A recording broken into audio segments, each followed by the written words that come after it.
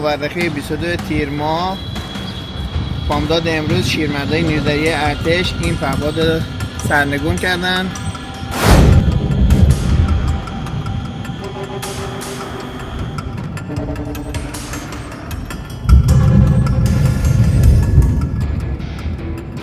दोस्तों, middle east में America और ईरान के बीच में जंग जैसे हालात पूरी तरीके से बन चुके हैं।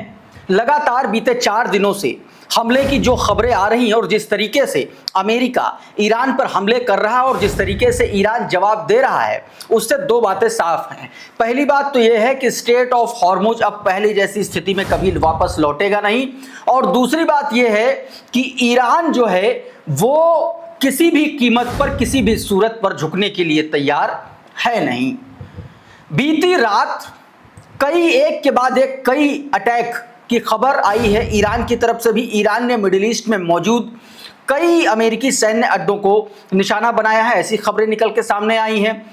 अमेरिका ने भी कई शहरों पर अटैक किए हैं, ऐसी खबरें निकल के सामने आई हैं। आज के इस सुबह के वीडियो में मैं आपको उन तमाम सारी घटनाओं के बारे में बताने जा रहा हूं जो बीती रात भर में घटी हैं। सबसे पहले शुरुआत इराक से करता हूं। इराक का ये विजुअल देखिए, ये बीती शाम का विजुअल है और रात में ये निकल के सामने आया क्योंकि अटैक जो है वो हुआ, और उसके बाद खबरें छनते ये निकल के सामने आया कि ये बड़ा मामला हुआ है, बड़ा धमाका हुआ है। हालांकि ये जो खबर है, जब ये वीडियो शूट कर रहा हूँ उस वक्त तक अभी तक मतलब आप ये समझिए कि इसको लेकर के क्या इम्पैक्ट हुआ है, इम्पैक्ट इन द सेंस कि कोई कैजुअलिटीज हुई है या नहीं हुई है, उस पर अभी तक कोई इन्फॉर्मेशन नहीं निकल के सामने आई। सुबोध कुमार ने ये वीडियो शेयर किया। ये इराक के बशरा इंटरनेशनल एयरपोर्ट का वीडियो है। साउथ इराक का ये इलाका है, वहां पर ये धमाका हुआ है, ऐसी खबर निकल के सामने आई है। एक और इसी धमाके की तस्वीर देखिए, इसको वर्ल्ड सोर्स न्यूज ने भी रिपोर्ट किया है। बताया गया कि reports indicate N explosion at the international airport in Bushra Iraq के बशरा इंटरनेशनल एयरपोर्ट पर यह धमाके की और आग की खबरें निकल के सामने आई हैं। दूसरी तरफ रात में ईरान ने एक बार फिर से जॉर्डन पर अटैक किया है, ऐसी खबरें निकल के सामने आई हैं। क्लैश रिपोर्ट की यह खबर देखिए, बताया जा रहा है कि यह डायरेक्ट हिट हुआ है, डायरेक्ट हिट की तस्वीरें हैं। मतलब एक के बाद एक 4 बैलिस्टिक मिसाइलें जो हैं वो जॉर्डन के किंग फैसल एयरबेस पर बीती रात जो है वो गिरी हैं और ये इंटरसेप्ट नहीं हो पाई हैं। ये बात निकल के सामने आ रही है। एक ये वीडियो आपने देखा, अब ये दूसरा वाला वीडियो भी देखिए, ये किस तरीके से इंटरसेप्टर मिसाइलें दागी गई लेकिन इंटरसेप्ट नहीं कर पाया, और उसके बाद में सीधे तौर पर डायरेक्ट हिट की खबर आई। क्लैश रिपोर्ट बता रहा है कि at least 4 Iranian ballistic missile reportedly hit Jordan's king Faisal airbase last night. Footage shows air defence failing to intercept. Air defence system जो है वो इंटरसेप्ट करने में फेल हो गया, ये बात खबर निकल के सामने आई है। अब कुछ और तस्वीरें मैं आपको दिखाता हूं ईरान के द्वारा किए गए हमलों के बाद इंपैक्ट की। ये जरा तस्वीर देखिए, ये सैटेलाइट तस्वीर है और इसमें जो कहा जा रहा, जो दावा किया जा रहा, वो मैं आपको बताता हूं। अब ये ट्वीट देखिए, इन तस्वीरों को भी साइड बाय साइड देखते रहिए। कहा गया कि अली अल सलेम एयरबेस जो कुवैत में मौजूद है, वहां का जो यूएवी राडार सिस्टम है वो और कमांड सेंटर दोनों को नष्ट किया गया है। उसकी खबर आप इस तस्वीर में देख सकते हैं, पुष्टि है।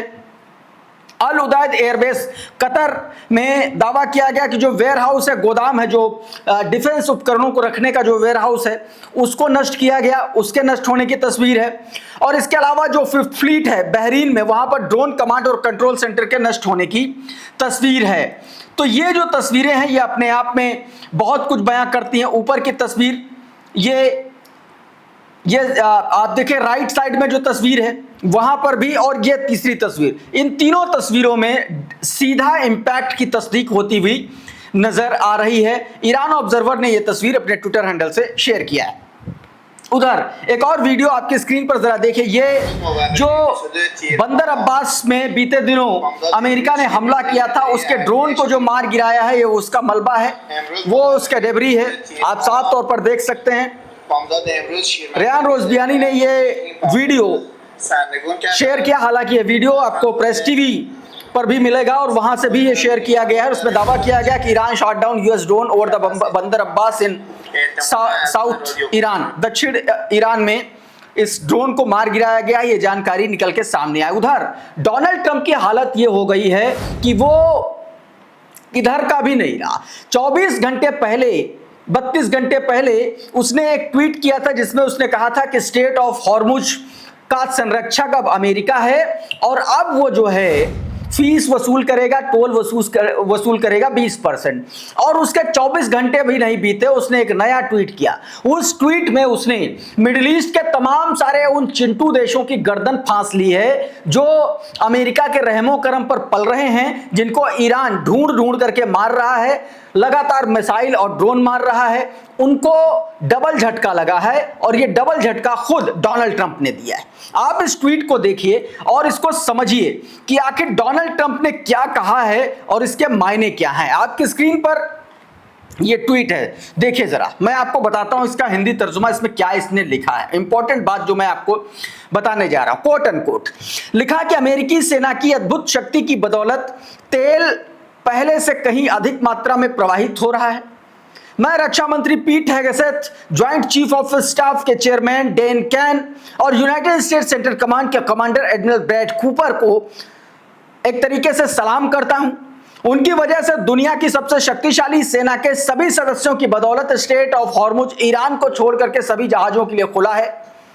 यह ईरान के झूठे, हिंसक और दुर्भावनापूर्ण नेतृत्व का कारण है जो देश को पूर्ण विनाश की ओर ले जा रहा है।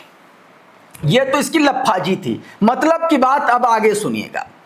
लिखा है कि मध्य पूर्व के नेताओं के साथ अत्यंत सकारात्मक बातचीत के आधार पर मैंने अमेरिका को दिए जाने वाले 20% रीइंबर्समेंट फीस की जगह व्यापार और निवेश समझौतों को प्राथमिकता देने का निर्णय लिया है, जिन्हें विभिन्न खाड़ी देश अमेरिका में करेंगे।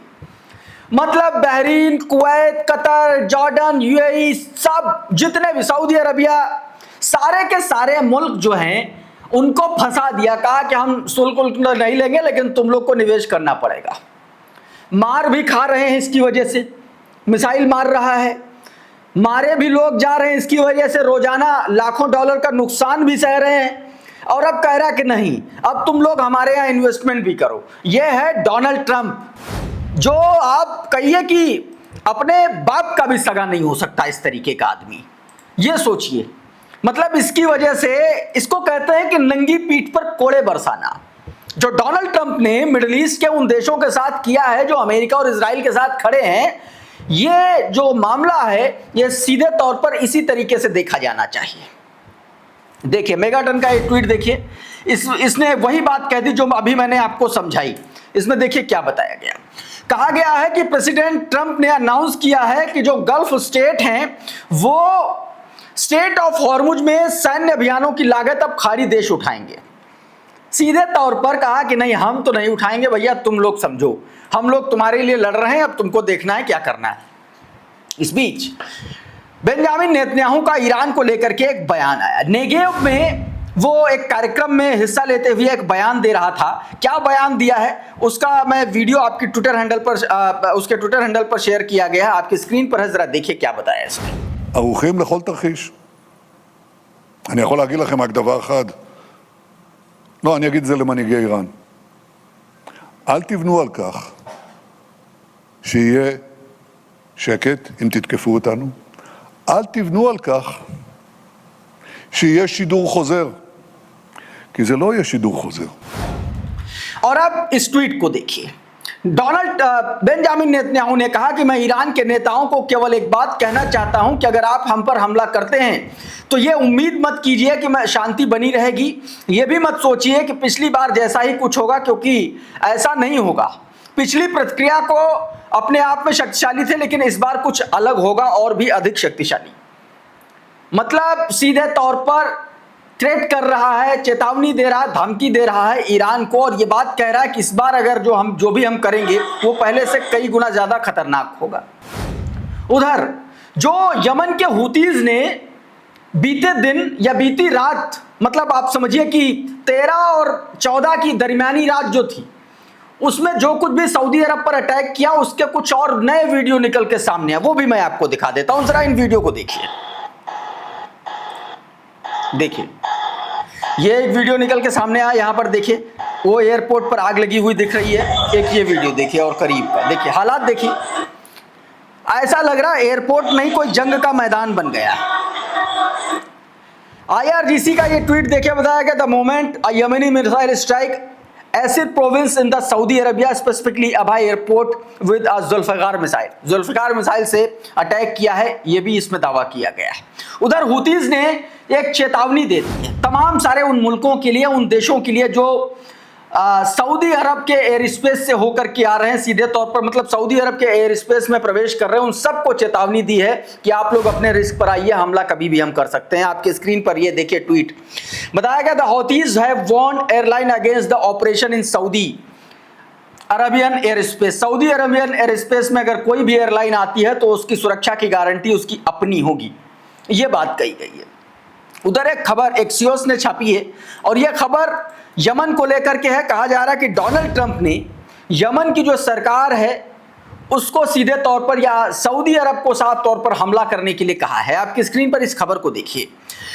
अमेरिकी समाचार वेबसाइट एक्सियोस ने सोमवार शाम खुलासा किया कि 2 अमेरिकी अधिकारियों के अनुसार राष्ट्रपति डोनाल्ड ट्रंप ने सऊदी अरब क्राउन प्रिंस मोहम्मद बिन सलमान को यमन पर एक असामान्य सैन्य हमला शुरू करने के लिए अपना समर्थन दिया। एक्सियोस ने इस घटनाक्रम को बेहद महत्वपूर्ण बताया क्योंकि सोमवार को सना अंतर्राष्ट्रीय हवाई अड्डे पर सऊदी हमले और उसके जवाब में यमन द्वारा किए गए हमले, मिसाइल हमले साल 2022 के बाद दोनों पक्षों के बीच सबसे खतरनाक सीमा पार सैन्य तनाव को दर्शाते। मतलब ये जो कुछ भी किया गया ये डोनाल्ड ट्रंप की परमिशन से किया गया, ये इस बात की इस खबर में तस्दीक होती हुई नजर आ रही है। उधर दोस्तों अमेरिका ने एक बार फिर से ईरान पर अटैक किया है। ये बोशार प्रांत में जो अटैक करने की तस्वीरें निकल के सामने आई हैं, आपकी स्क्रीन पर देखिए जरा ये वीडियोस, ये देखिए जरा, ये वीडियो बोशार में अटैक का वीडियो है। एक ये वीडियो उड़ता हुआ धुआं आप साफ तौर पर देख सकते हैं। बताया जा रहा है कि अमेरिका एयरफोर्स, नेवल फोर्स और स्पेशल फोर्सेस ने मिलकर के इस ऑपरेशन को अंजाम दिया है। ये तस्वीरें देखिए। इसके बाद मैं आपको इस पूरी खबर का पूरा जानकारी देता हूं कि हुआ क्या है। टाइम टू टाइम जो जानकारी निकल के सामने आई है वो मैं आपको बताने की कोशिश करता हूं। अब जरा इस ट्वीट को देखिए। इसमें बताया गया कि संयुक्त अमेरिकी सेना, अमेरिकी वायुसेना, एयर नेशनल गार्ड के विमानों ने मंगलवार दोपहर को ये हमला किया। दक्षिण पश्चिमी शहर बुशहर और उसके आसपास इलाकों में कथित तौर पर एक और बड़े पैमाने पर हवाई अभियान चलाया। स्थानीय निवासियों के अनुसार हमले दोपहर 12:40 बजे के बाद शुरू हुए, 12:40 के बाद शुरू हुए और 45 मिनट तक जारी रहे, जिसे हाल के दिनों में बुशहर पर सबसे लंबे और तीव्र बमबारी अभियानों में से एक बताया गया। 12:42 पर पहला धमाका बहमानी इलाके में 2 शक्तिशाली विस्फोट सुने गए। स्थानीय लोगों का मानना है कि निशाना रिशथर क्षेत्र में स्थित ईरानी वायुसेना का ठिकाना था या IRGC नौसैनिक का अड्डा हो सकता है। 12:45 पर नए हमले हुए। बहमानी क्षेत्र के निवासियों ने घरों के हिलने और तेज धमाकों की सूचना दी। 12:47 पर हमलों की तीव्रता बढ़ी और 4 से 5 बड़े विस्फोट लगातार सुनाई दिए। 12:52 और 53 के बीच में एक और केंद्रित हमले की लहर आई। प्रत्यक्षदर्शियों के मुताबिक इसमें 7 से 10 तक मिसाइल या बम गिरने का दावा किया गया और उसे लगातार बैराज जैसा बताया। 12:54 पर 6 से 7 और शक्तिशाली विस्फोटों की सूचना मिली। कुछ लोगों का अनुमान है कि किसी औद्योगिक परिसर को निशाना बनाया गया। 12:58 पर प्रत्यक्षदर्शियों के अनुसार बुशहर के वलफजर बंदरगाह के आसपास लगभग 8 बम गिरे, जिनके धमाके पूरे शहर में सुने गए और 1 बजे लगातार विस्फोटों की खबरें आती रही, जिससे संकेत मिला कि अभियान अभी तक जारी था। मतलब यह है कि लगातार धमाके हुए हैं, हमले हो रहे हैं। इस जंग का हाल फिलहाल में रुकना कम से कम अभी की स्थिति में नजर नहीं आ रहा। इस वीडियो में बहरहाल इतना ही। बहुत बहुत शुक्रिया, बहुत बहुत धन्यवाद। आप जुड़े रहिए आपके अपने चैनल द लाइव टीवी के साथ। नमस्कार। द लाइव टीवी, सच सबसे आगे।